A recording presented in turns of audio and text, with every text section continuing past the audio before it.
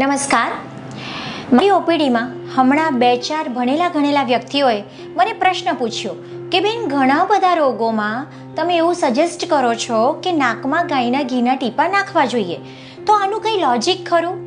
તો મિત્રો, આજનો મારો વિડીયો નસ્ય ઉપર છે. નસ્ય કેવી રીતે ઇમ્પેક્ટફુલ હોય છે એ હું તમને મોડર્ન પોઈન્ટ ઓફ વ્યૂ પણ સમજાવવા માંગુ છું. અને નાની નાની ઘણી બધી એવી બીમારીઓ છે કે જેમાં નાકમાં કોઈ પણ પ્રકારના ટીપા નાખવામાં આવે તો એ અદ્ભુત પરિણામ આપે છે.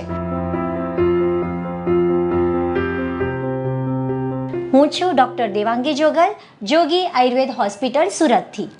આયુર્વેદના મહર્ષિઓએ સરસ મજાની વાત કરી છે. ઉદ્ધ્વા મૂલ મદઃ શાખમ મૃષયમ પુરુષમ વિદુઃ મૂલઃ પ્રહારિણસ્તસ્માત રોગાન શીઘ્રતરમ જયેત.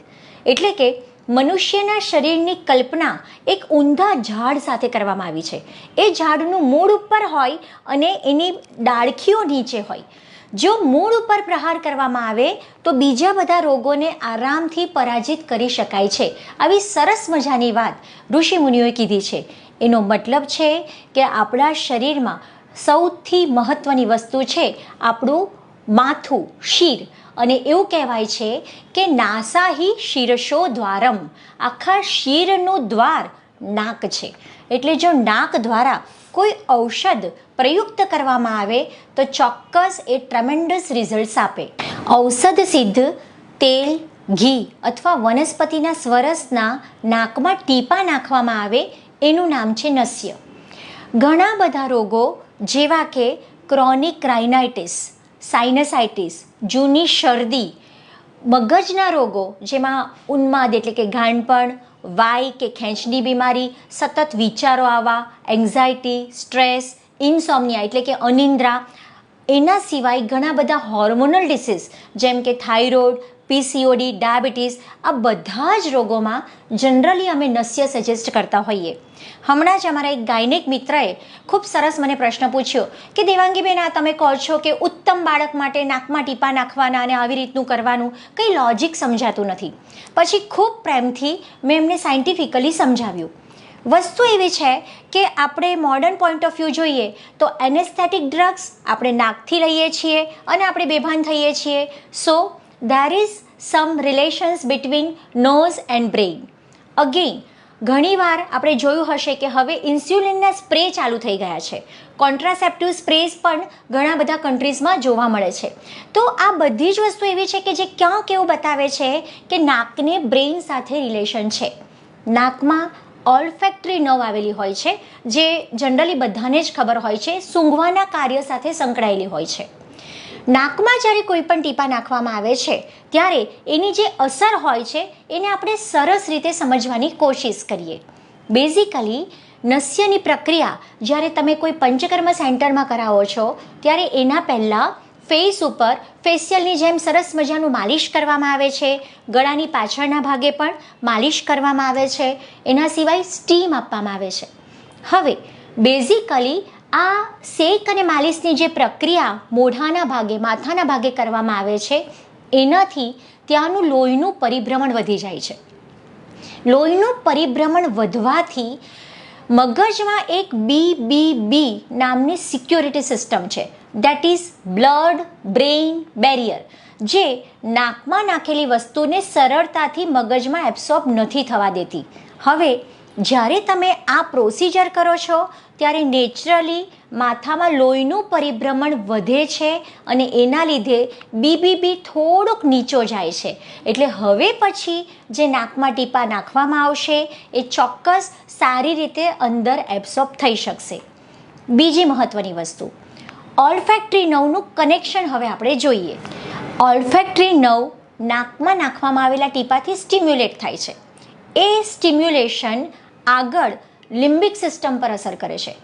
લિમ્બિક સિસ્ટમ એ મગજની એક એવી રચના છે જે ઘણી બધી વસ્તુઓનું સંકલન કરી રહી છે. લિમ્બિક સિસ્ટમનું સ્ટિમ્યુલેશન આગળ હાઇપોથેલેમસ સુધી જાય છે. હાઇપોથેલેમસનું એ સ્ટિમ્યુલેશન એન્ટિરિયર અને પોસ્ટિરિયર પિટ્યુટરી ગ્લેન્ડને સ્ટિમ્યુલેટ કરે છે. સો અલ્ટિમેટલી નાકમાં નાખવામાં આવતા ટીપા એ પિટ્યુટરી ગ્લેન્ડને સ્ટિમ્યુલેટ કરે છે, which is the master gland of the body.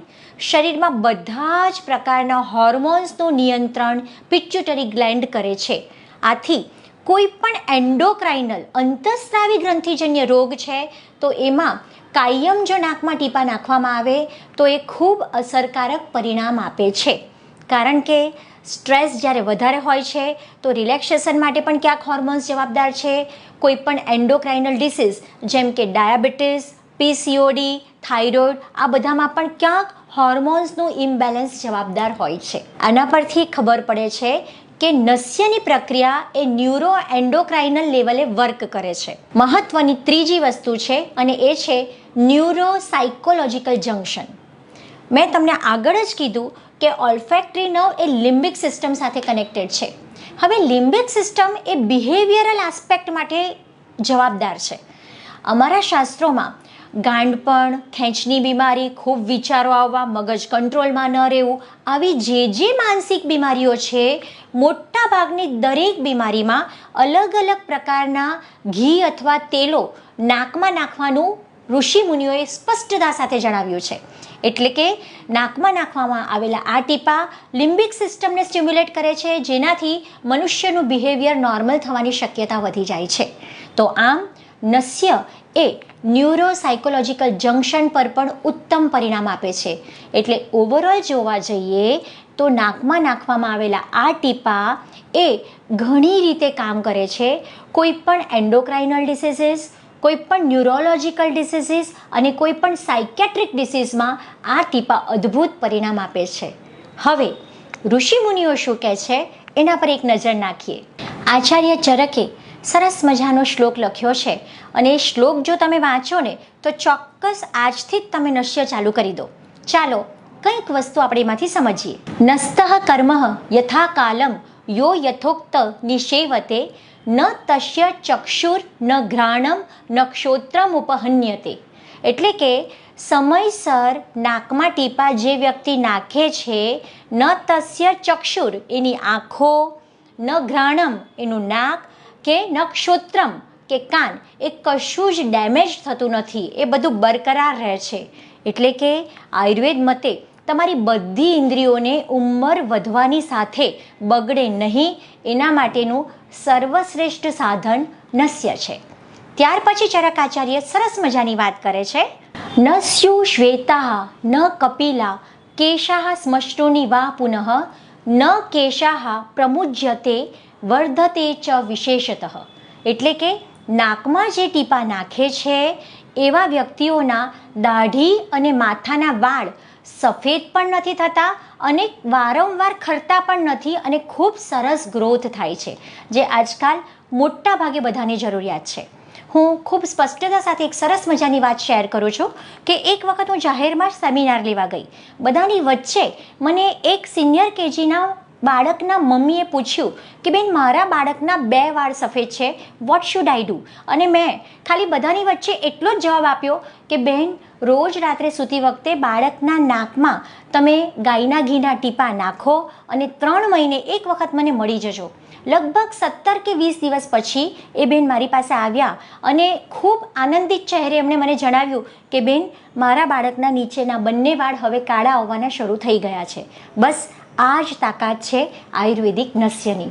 એના પછી ચરકાચાર્ય ફરીથી કહે છે, મન્યાસ્તંભ શિરશૂલ મર્દિતમ હનુસંગ્રહ પીનસ અર્ધાવ ભેદોશ્ચ શિરઃ કંપશ્ચ સામ્યતિ.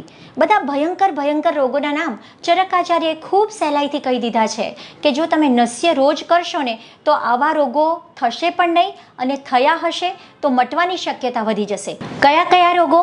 મન્યાસ્તંભ એટલે કે ગરદન જકડાઈ જવી, શિરશૂલ એટલે કે માઇગ્રેન કે ટેન્શન હેડેક કે વાસ્ક્યુલર હેડેક, અર્ધિત એટલે કે ફેશિયલ પેરાલિસિસ, હનુગ્રહ એટલે કે જડબું તમારું જકડાઈ જવું. એના સિવાય પીનસ એટલે કે જૂની શરદી, સાઇનસાઇટિસ, ક્રોનિક રાઇનાઇટિસ, એલર્જીક રાઇનાઇટિસ, અર્ધાવ ભેદ એટલે કે અગેન સ્પેસિફિક માઇગ્રેન, એના સિવાય સિરહકંપ, આપણને પાર્કિન્સન્સના લક્ષણ છે, શરીરમાં અમુક પ્રકારે ધ્રુજારી થતી હોય એવું લાગે છે, તો આ બધા જ ન્યુરોલોજિકલ ડિસઓર્ડર્સ પણ નસ્યથી સારા થઈ શકે છે. આગળ ચરકાચાર્ય કહે છે કે જો રોજ નાકમાં ટીપા નાખવામાં આવે તો એનાથી સ્વર તમારો સ્થિર અને પ્રબળ બને છે, બધી જ ઇન્દ્રિયો બળવાન બને છે, વૃદ્ધાવસ્થાને તમે પાછી ઠેલી શકો છો અને ઉધ્વજતૃગત વિકારો એટલે કે ખભાની ઉપરના રોગોને આવતા અટકાવી શકો છો. કેટલી અદ્ભુત વાત. હમણાં એક બહેને મને પૂછ્યું કે બેન, રાત્રે તમે નાકમાં ટીપા નાખવાનું સૂતા પહેલાં કહો છો, અમે ટીપા નાખીએ અને કંઈક થઈ ગયું તો અમારે ક્યાં જવું? એટલે મેં બહુ જ શાંતિથી સમજાવ્યું કે મોટા ભાગે આપણને ટેવ નથી હોતી, એટલે આપણે એવું વિચારી લઈએ છીએ કે ટીપા નાખવાથી કશુંક થઈ જશે, તો ક્યારેય કોઈને હજી સુધી કશું થયું નથી. એટલે આરામથી તમે એની ધીમે ધીમે ટેવ પાડી શકો. પહેલા દિવસે 2 કે 3 ટીપા નાખો, એક એક ટીપું વધારતા જાઓ અને વધારીને તમે 6 થી 8 ટીપાએ પહોંચી શકો.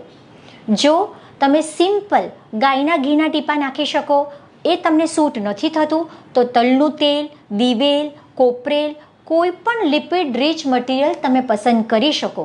કે મોટા ભાગે બ્રેઇન પણ લિપિડ રીચ મટીરિયલ છે, એટલે નાકમાં આવા કોઈ પણ ટીપા નાખવામાં આવે તો એ મગજને ચોક્કસ પોષણ આપશે. આયુર્વેદમાં આવી રીતે રોજ ઘરે ટીપા નાખવાની પ્રક્રિયાને પ્રતિમર્શ નસ્ય કહેવામાં આવ્યું છે. એટલે કે પ્રતિમર્શ નસ્ય રોજ વ્યક્તિ પોતાની જાતે જ પોતાના ઘરે કરી શકે. હા, તમને સમજ નથી પડતી તો તમે અવશ્ય તમારી નજીકમાં કોઈ પણ વૈદ્યનો સંપર્ક કરીને પૂછી શકો કે મારે કયા ટીપા વાપરવા જોઈએ. તો મિત્રો, આ સરસ મજાની વાત છે, તમે તમારા ગ્રુપમાં શેર કરજો. બને ત્યાં સુધી રોજ નસ્યની એક આદત પાડી દેજો. મને ઘણા દર્દીઓએ એવું કીધું છે કે નાકમાં ટીપા નાખવાથી ખૂબ સરસ ઊંઘ આવે છે. અમારે ક્યારેક ટ્રાન્ક્વિલાઇઝર કે સેડેટિવ કોઈક લેવી પડતી હતી, હવે એની જરૂર જ નથી પડતી. એક જે ડીપ સ્લીપ છે ને, એનો અનુભવ અવશ્ય તમે કરી શકશો. આશા રાખું છું કે માહિતી બધે જ શેર કરીને અમારી ચેનલને સબસ્ક્રાઈબ કરજો. ધન્યવાદ.